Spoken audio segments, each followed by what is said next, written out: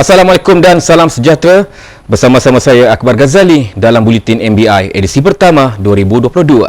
Terima kasih kerana masih setia bersama saya dalam Buletin MBI. Saksikan fokus utama edisi kali ini.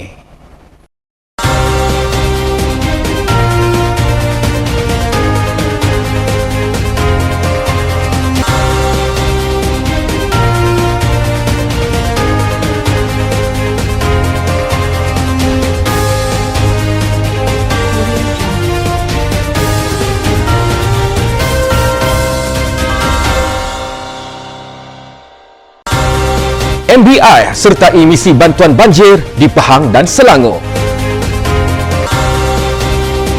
16.35 juta ringgit diperuntukkan projek naik taraf Jalan Tambun di Ipoh. MBI sedia lebih 500 tong sampah baharu di sekitar Bandaraya Ipoh.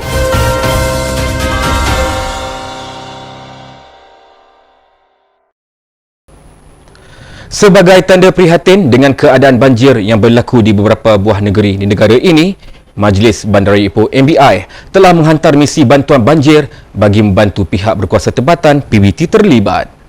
Bantuan itu digerakkan bagi menyahut saranan Kerajaan Negeri Perak untuk membantu mereka yang terjejas dengan bencana itu.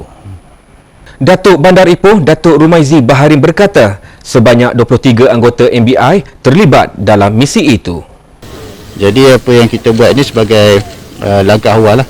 Dan juga kita lepas ni kita akan hantar juga pasukan kita ke Pahang. Kemungkinan sekarang ni Bentong Majlis Perbandaran Bentong, dan juga kalau perlu lagi kita akan perluaskan lagi ke daerah lain. Di Pahang, khusus kita di Pahang dan Selangor, seperti mana yang disarankan oleh Yang Berhormat. Beliau berkata demikian dalam sidang media selepas merasmikan Majlis Pelepasan Pasukan MBI ke Majlis Perbandaran Kuala Langat di Taman Rekreasi Gunung Lang Ipoh yang turut dihadiri Setiausaha Bandaraya Ahmad Munir Ishak. Pada misi bantuan itu, MBI menyediakan 2 kenderaan pacuan 4 roda, 2 buah lori dan 3 van serta sebuah bot untuk memudahkan urusan bantuan kepada mangsa banjir.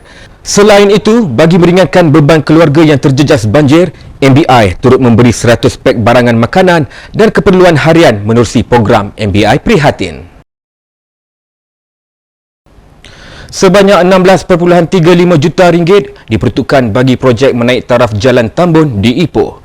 Projek menaik taraf kolaborasi antara Majlis Bandaraya Ipoh dan Sunway City Sdn Bhd itu dilaksanakan sebagai langkah melancarkan aliran trafik di jalan berkenaan. Menteri Besar Datuk Seri Sa'rani Mohamad berkata, projek berkenaan mampu memanfaatkan hampir 30,000 pengguna jalan raya itu setiap hari. Ia adalah bertujuan untuk melancarkan aliran trafik bagi jalan ini, kerana kita mendapati pembangunan pesat bagi kawasan ini telah menjadikan aliran trafik agak tersangkut-sangkut sebelum ini, dan kita menerima rungutan ramai orang. Ini satu projek yang baik untuk pembangunan ekonomi negeri Bandaraya Ipoh dan khususnya kawasan Parlimen Tambun ini. Projek naik taraf jalan sepanjang 5.2 km itu akan membabitkan pergantian 5 persimpangan berlampu isyarat sedia ada kepada laluan pusingan U secara bebas di 3 lokasi yang telah dikenal pasti. Beliau berkata demikian ketika hadir Majlis Pecah Tanah cadangan projek penaiktarafan Jalan Tambun bermula persimpangan Jalan Persekutuan 240 sehingga ke persimpangan Taman Perpaduan di Tambun Ipoh. Hadir sama Ahli Parlimen Tambun merangkap Menteri Belia dan Sukan Datuk Seri Ahmad Faizal Azumu, Datuk Bandar Ipoh Datuk Rumaizi Baharin, Pengerusi Kumpulan Sunway Tan Sri Datuk Seri Dr. Jeffrey Chia, Esko Infrastruktur Tenaga Air dan Pengangkutan Awam Negeri Perak Datuk Muhammad Zulkifli Harun dan Adun Hulu Kinta Muhammad Arafat Varisai Mahamat. Sementara itu, Datuk Bandar Ipoh Datuk Rumaizi Baharin berkata, projek itu dijangka mampu mengurangkan pelepasan gas karbon dari asap kenderaan sekaligus membantu merealisasikan Bandaraya Ipoh rendah karbon menjelang 2030. Sebenarnya memang kalau itu teknikal jalan, bila jalan tak ada traffic light, sekarang kita ada rumah traffic light, sekarang bila tak ada traffic light, dia akan menghilangkan nanti bantuan. Bila kendaraan kurang berhenti, maknanya dia kurang pelepasan karbon. Jadi bila kurang pelepasan karbon daripada kendaraan, yang itu akan menambah. Yang kedua ni, bila kita akan tukar semua lampu kepada lampu LED. Ini juga diletakkan undang kepada pengguna panen tabung. Lebih 500 tong sampah baharu diletakkan di sekitar bandaraya ini untuk memudahkan pengunjung sekaligus mampu membudayakan amalan kebersihan. Tong sampah yang bercirikan reka bentuk baharu dan menarik itu ditempatkan di kawasan tumpuan pelancong seperti di laluan jejak warisan Ipoh.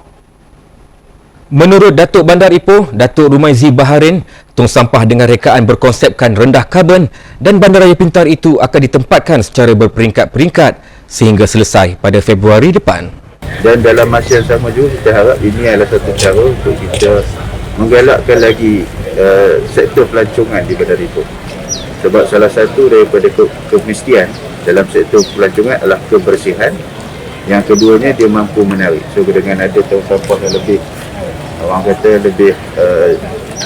lebih ceria ni, kita harapkan orang akan lebih seronok datang ke Bandar Ipoh.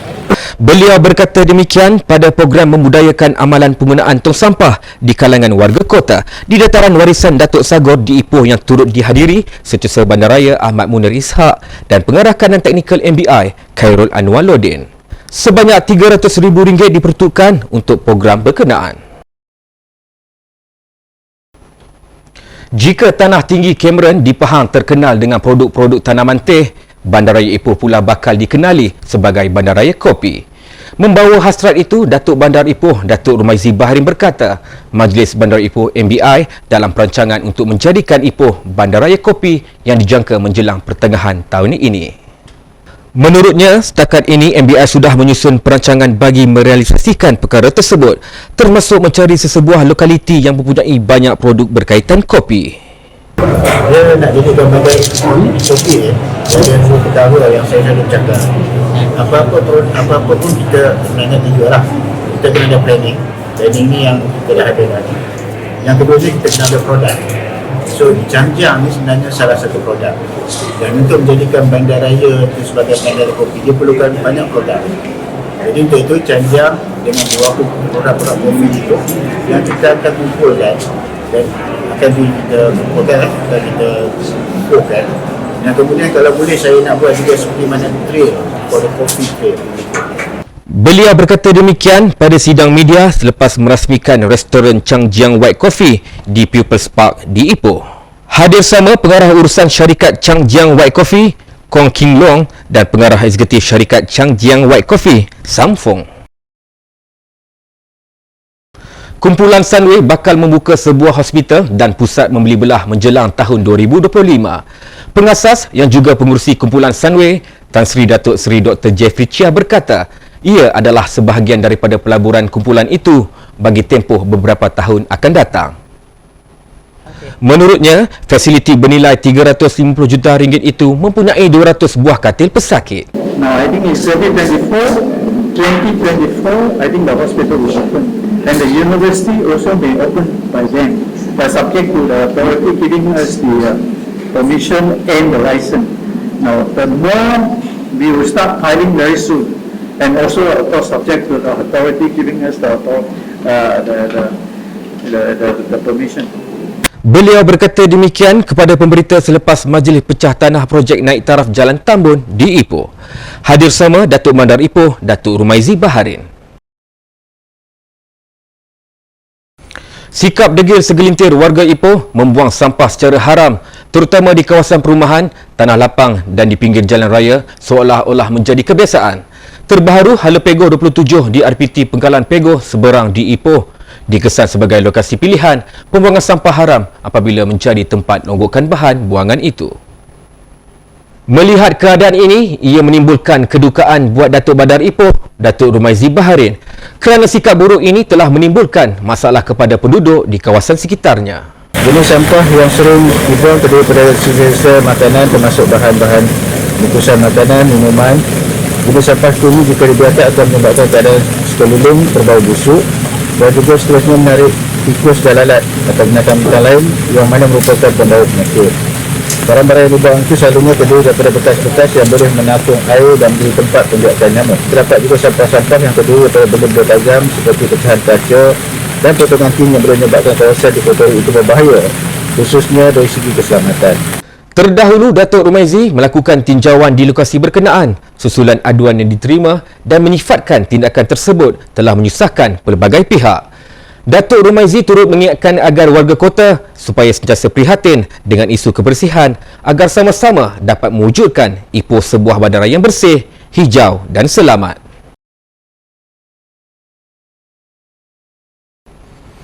Pusat tumpuan pelancongan Tasik Cermin kini dibuka semula kepada orang awam setelah pihak Majlis Bandar Ipoh MBI menutup pengoperasiannya Disember lepas. Datuk Bandar Ipoh, Datuk Rumaizi Baharin berkata, ia setelah pihaknya berpuas hati dengan keputusan yang diterima terhadap siasatan kejadian seorang lelaki yang terjun ke dalam tasik itu baru-baru ini. Menurut Datuk Rumaizi, Tasik Cermin kini menerima ramai pengunjung dan ia dilihat berpotensi menjadi antara produk pelancongan yang utama di Bandaraya Ipoh. Pembukaan semula Tasik Cermin itu juga bakal merancakkan semula sektor pelancongan Perak. Dalam pada itu, beliau mengingatkan pengunjung agar tidak melakukan perkara yang boleh menjaskan ekosistem di kawasan berkenaan. MBI menetapkan waktu operasi Tasik Cermin dari pukul 9 pagi hingga 5 petang. Bersempena dengan program Kembali ke Sekolah, Majlis Bandar Ipoh MBI terus tampil menghulur bantuan dan meringankan bebanan kaki tangannya.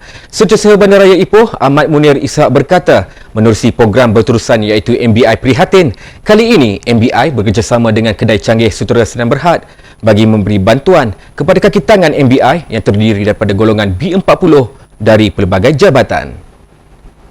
Jelas beliau, bantuan seumpama itu bakal diperluaskan lagi dan akan salurkan kepada warga kota yang terdiri daripada keluarga yang kurang berkemampuan. Sebagaimana kita semua sedia maklum, program ini merupakan program yang berterusan.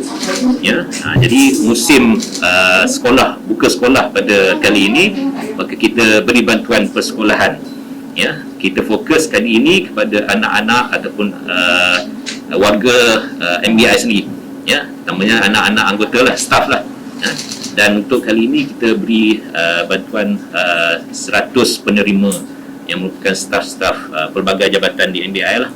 Ahmad Munir berkata demikian selepas majlis penyerahan bantuan Back to School anak-anak kaki tangan MBI di Kedai Canggih Sutera Sdn Bhd di Ipoh. Hadir sama Pengarah Urusan Canggih Sutera Sdn Bhd Rozamir Zulkifli, Pengarah Kanan Perkhidmatan Rohaya Abdul Kadir dan Pengarah Perkhidmatan Komuniti dan Kemasyarakatan MBI Nurmala Latif. Jadi bagi pihak Canggih Sutera kita bahawasanya kita mempunyai satu kelengkapan bagi sekolah yang berkualiti dengan harga yang berpatutan. Memandangkan kita mengalami PKP, bangsa panti, jadi kita juga mengambil inisiatif bahawa kita juga membantu kepada golongan-golongan yang betul-betul yang susah, kan? Dan kita juga dengan kadar diskaun, kita ada diskaun juga kepada Majlis Bandaraya Ipoh.